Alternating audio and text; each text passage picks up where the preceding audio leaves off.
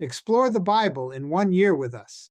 Day 34, Genesis 34, Matthew 13, and Psalms 56. Presented by Mount Vernon Wilderness House Gathering. Genesis 34, Evangelical Heritage Version.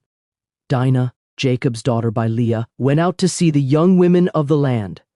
Shechem, the son of Hamor the Hivite, the chief of that part of the land, saw her and took her, lay down with her, and humiliated her. He had a strong desire for Dinah, the daughter of Jacob, and he was in love with the young woman and spoke tenderly to her. Shechem spoke to his father, Hamor, saying, "Get me this young woman as a wife."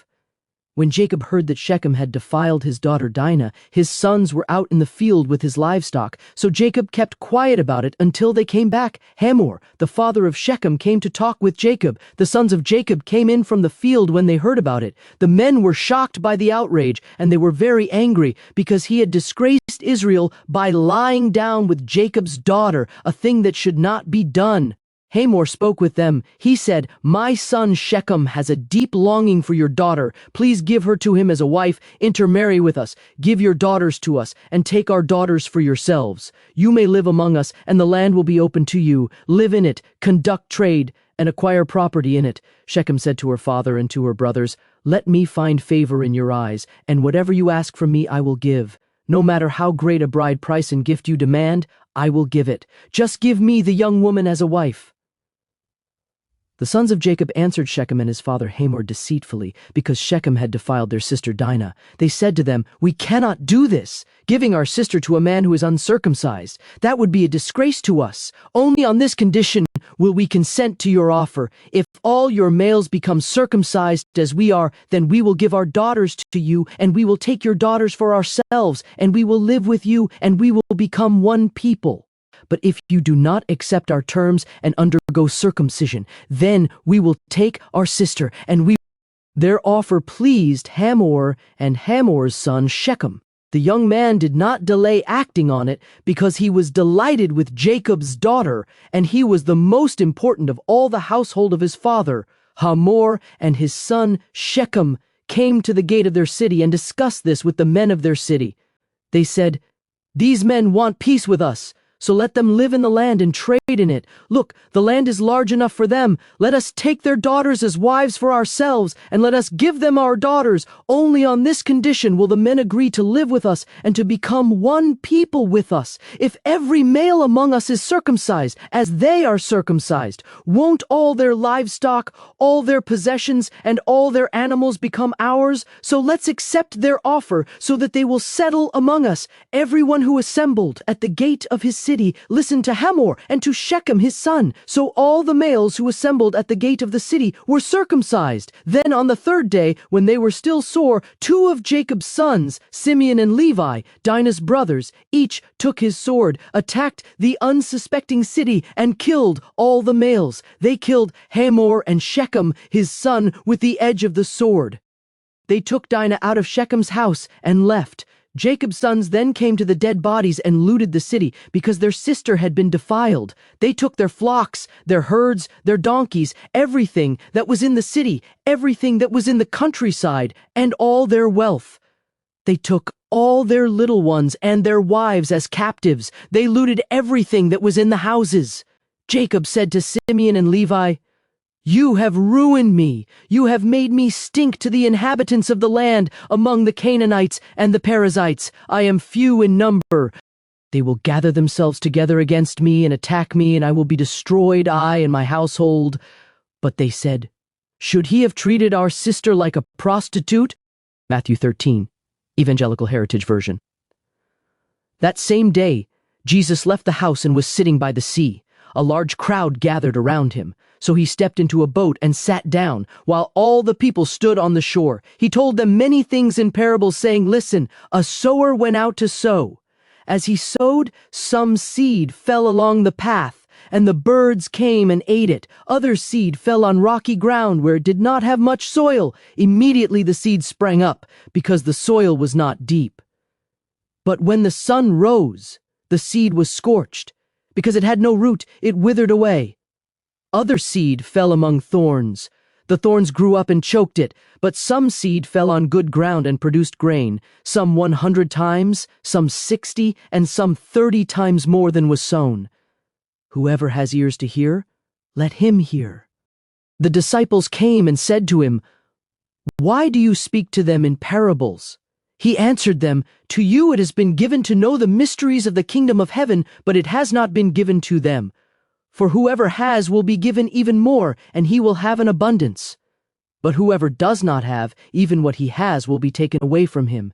This is why I speak to them in parables, because even though they see, they do not see, and even though they hear, they do not hear or understand.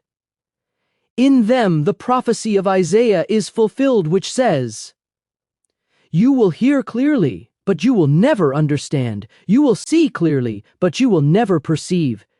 Because this people's heart has grown callous, their ears are hard of hearing. They have closed their eyes. Otherwise, they would see with their eyes, hear with their ears, understand with their heart, turn, and I would heal them. But blessed are your eyes because they see, and your ears because they hear. Amen, I tell you, many prophets and righteous people long to see what you are seeing, but they did not see it. They long to hear what you are hearing, but they did not hear it. So listen carefully to the parable of the sower. When anyone hears the word of the kingdom and does not understand it, the evil one comes and snatches away what has been sown in his heart. This is the seed that was sown along the path. The seed that was sown on rocky ground is the person who hears the word and immediately receives it with joy, yet he is not deeply rooted and does not endure. When trouble or persecution comes because of the word, he immediately falls away. The seed that was sown among the thorns is the one who hears the word, but the worry of this world and the deceitfulness of wealth choke the word, and it produces no fruit. But the seed that was sown on the good ground is the one who continues to hear and understand the word. Indeed, he continues to produce fruit, some 100, some 60, and some 30 times more than was sown. He presented another parable to them. The kingdom of heaven is like a man who sowed good seed in his field, but while people were sleeping, his enemy came and sowed weeds among the wheat and went away. When the plant sprouted and produced heads of grain, the weeds also appeared. The servants of the owner came and said to him, 'Sir, did you not sow good seed in your field? Where did the weeds come from?' He said to them, 'An enemy did this.' The servants asked him, 'Do you want us to go and gather up the weeds?' 'No,' he answered, 'because when you gather up the weeds, you might pull up the wheat along with them. Let both grow together until the harvest, and at harvest time I will tell the reapers, first gather up the weeds, bind them in bundles, and burn them. Then gather the wheat into my barn.' He presented another parable to them. The kingdom of heaven is like a mustard seed, which a man took and planted in his field. It is one of the smallest of seeds. But when it grows, it is larger than the other plants and becomes a tree, so that the birds of the air come and nest in its branches." He spoke another parable to them. "The kingdom of heaven is like yeast, which a woman took and mixed into a bushel of flour until the whole batch was leavened." Jesus spoke all these things in parables to the crowds. He did not speak to them without telling a parable. This was to fulfill what was spoken through the prophet, "I will open my mouth in parables. I will utter things hidden since the foundation of the world." Then Jesus sent the people away and went into the house.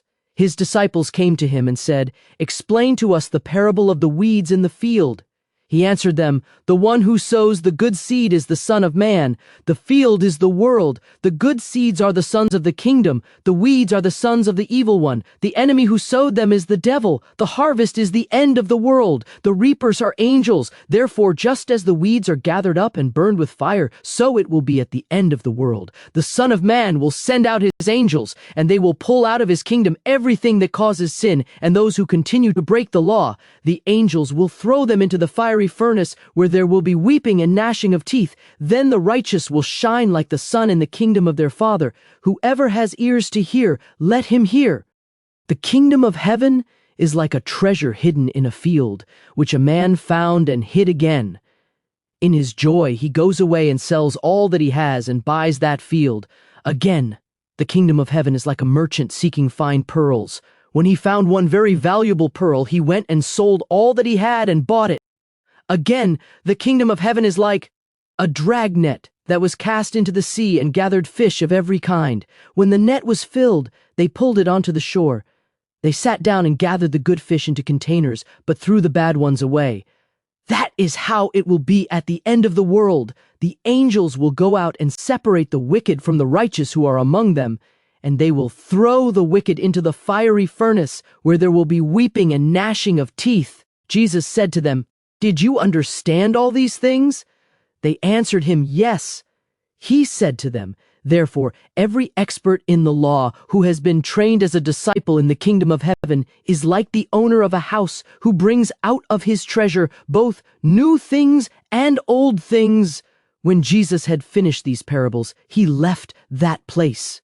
Jesus entered his hometown and taught in their synagogue. As a result, the people were amazed and said, "Where did this fellow get this wisdom and these miracles? Isn't this the carpenter's son? Isn't his mother named Mary? And aren't James, Joseph, Simon, and Judas his brothers? And aren't all of his sisters here with us? Where then did this fellow get all of these things?" And they took offense at him. But Jesus said to them, "A prophet is not without honor, except in his own hometown and in his own house." He did not do many miracles there because of their unbelief.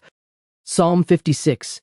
Evangelical Heritage Version. Be merciful to me, O God, for a man pants as he pursues me. All day long an attacker presses against me. Those who spy on me pant as they pursue me all day long. Yes, many are attacking me boldly.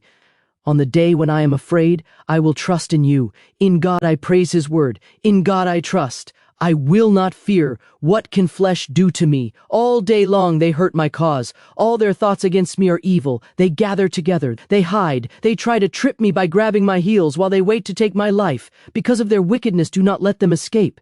In your anger, bring down the peoples, O God. You keep a record of my tossing and turning. Keep my tears in your bottle. Aren't they all listed in your book? Then my enemies will turn back on the day when I call. This is how I will know that God is for me. In God I praise a word. In the Lord I praise a word. In God I trust. I will not be afraid. What can man do to me?